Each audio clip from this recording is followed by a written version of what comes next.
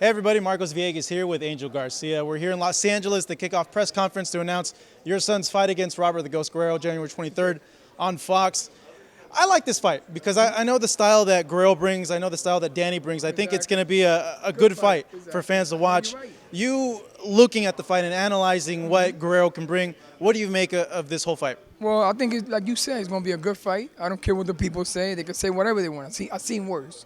Guerrero, I give him 100% respect. He got where he's at, he earned it. Like Danny earned it. Nobody gave him nothing. He had a tough through the boxing world. Thanks to how it changed his life. It changed Danny's life. I would have never came in both for their life. I don't think we would have been here today. I want to just say that.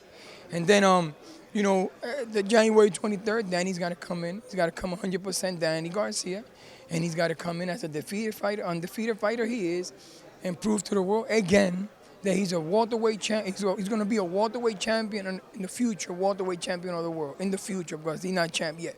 But we're coming for that. We're just gonna. Guerrero is an option. Is an obstacle in front of us right now, meaning for our future. So basically, he's just something that we have to do.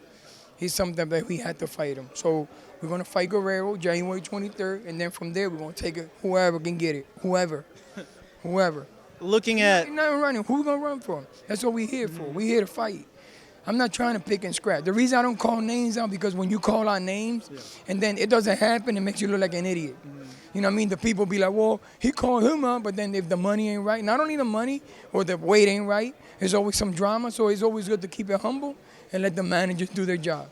looking at Robert Guerrero, do you feel that he brings something that we haven't seen Danny go up against? I know me personally following Danny, I think I last saw him here against Kendall Holt. That was a few years ago, but you're Danny his whole career. So is Robert bring something that we haven't seen Danny go up against yet? Well, honest to you, like Danny could fight southpaw very good. Because what happened when Danny was a child, when I did pads with him, I would switch southpaw without him knowing that.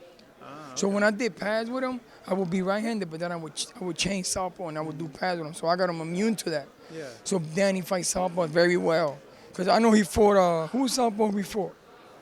I know, well, when he was... I'm trying to think, like the last few fighters have all been orthodox, but I'm sure he's fought a southpaw, right? Yeah, we fought Zab Judah. Oh, yeah, Zab Judah, yeah. That's right. And then when he was 5-0, we fought a guy named Gamboa in the undercard of Oscar de la Hoya in 2 pound. Stevie Forbes. And he was 5-0. We fought a guy at 28, 11 KOs, 11 losses. Southpaw. And then he beat the macaronis out of him. He was 5-0. You believe that? It's pretty good for a guy at 5-0. He had 18 KO, 11 losses. Yeah. And we took it an hour before the fight. An hour before? You guys weren't stressed out? And then I said, you know what I said to him? If you can't beat a guy like that, you can never be a world champion. And he was 5-0. And he went out there and destroyed this guy. And you know who was watching in the fans? Alexi Arguello. That was the last time. I think, okay. I think I heard you say this story before. Yeah. And no, it's a beautiful story, meaning that. I say it because the reason I tell people that because I never pampered Danny. Yeah. I always looked at it, the younger he fought people, the better it is because when Tommy Hearn fought Sugar Ray Leonard, they were in their 20s. When Ali fought, when he won world title, he was in his 20s. When Tyson, they was in his 20s. Back then, that's how people fought. Now it's different. Now they want a guy, you got pamper you, and then when you get old, and then they get these old guys in front of you, and then they say, you had a great fight. That's why Danny who he is, because I didn't pamper him. No, he's definitely fought the guys he had to fight in terms of getting the title at 140 pounds. No, exactly. He's a southpaw. Guerrero is. Exactly. Danny has that big hook. Do you think that could be maybe the major key in the fight, or do you feel that Danny's just too big for Robert? Well, the thing is this. I don't know how Robert Guerrero is going to come. I know how Danny's going to come. It's going to be a lot of right hand throwing because the southpaw is how you fight him, a lot of right hand. And if you don't throw right hand, we're going to throw left uppercuts to the body. We're going to try to take that left side away. If we take that left side away, we numb it up, he ain't going to throw it. Looking at your relationship with your son, you guys seem like you're best friends. And when I look at it, it gets me thinking like the dynamic of how you turn that part off and then become boxing trainer dad.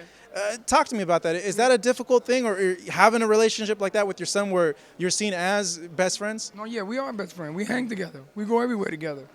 And then when it's time to fight, 8 weeks, it's all about boxing. There's no drama, there's no headaches, there's nothing. It's only boxing. And as long as he do what he's told, because I always tell him a man learns until he dies. Sooner a man start thinking he know it all is when shit start happening.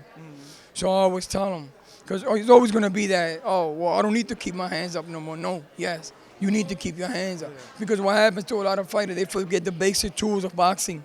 And they forget that jab, right-hand hook, the first combination you ever taught a fighter. And then sooner they forget that, it's over.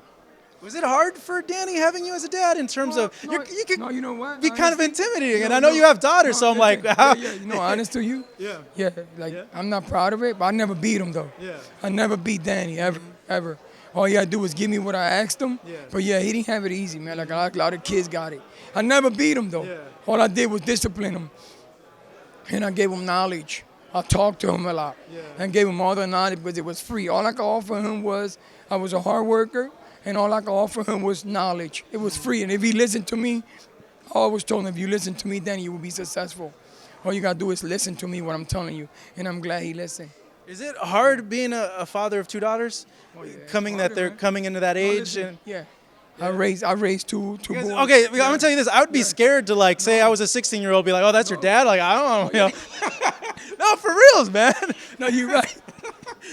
No, you're right. But the girls are harder though. Yeah, they know they are. Yeah, they're more drama. You know what I tell my daughters? Yeah. If you think like a boy, act like a girl, you're perfect. Yeah. That's a good advice right there. No, you're right. Angel, I gotta ask you this. Danny seems to get a lot of heat online, and when you look at his resume, and this is a little Danny Garcia fact that I found. Out of the last 10 opponents, 7 have been world champions. He rematched Morales twice. Only 2 that weren't were, I believe, Herrera and Salka. When you look at that criticism, do you think it's fair? Do you think it's right? Do you agree with it? Well, I don't agree with it because you don't want to see your kids getting, you know what I mean? But the internet was made for that. Internet was made, and Twitter and all that you guys be on, it was made so people could across seas and curse at you and criticize you. But half of that stuff they won't tell you in your face. But besides the point, I don't feed into that because that's fans. And you're always going to get, like they say, your haters are your fans. See, you probably got haters that hate what you do. They ain't going to tell you, but that's your fan because they the ones that follow you and want to see what you're doing. Yeah. So as long as they don't touch them and try to hurt them, it's okay with me. They could talk all they want because it's a free world. I mean, it's a free country. And freedom of speech is the #1 constitution of the United States. You can say whatever you want to say. You know what I'm saying? As long as they can say whatever they want to say, as long as they don't hurt them. When you start talking about killing them and all that, then that gets a little crazy. Yeah, that gets a little crazy there. Because nobody wants to hope death on you or your family. Because the person that hopes death on somebody, they no good up here.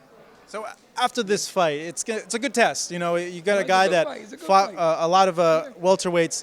How do you rank Danny in the division? Because it seems the consensus, the top guy that everyone thinks is either Thurman or Brook in the division. So how does he match up with everyone? Okay, because the problem why is that you saying that them names? Because remember they welterweights, and Danny just came up the welterweight. So you gotta have a couple fights before they start. You know what I'm saying?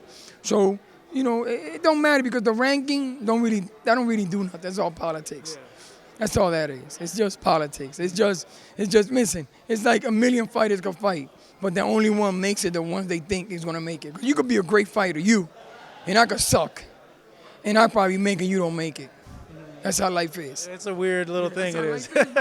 That's how life is. Angel, man, it's great seeing you, man. It isn't. Here with Angel Garcia, of course, coaching his son, coming up on Fox January 23rd against Robert the Ghost Guerrero.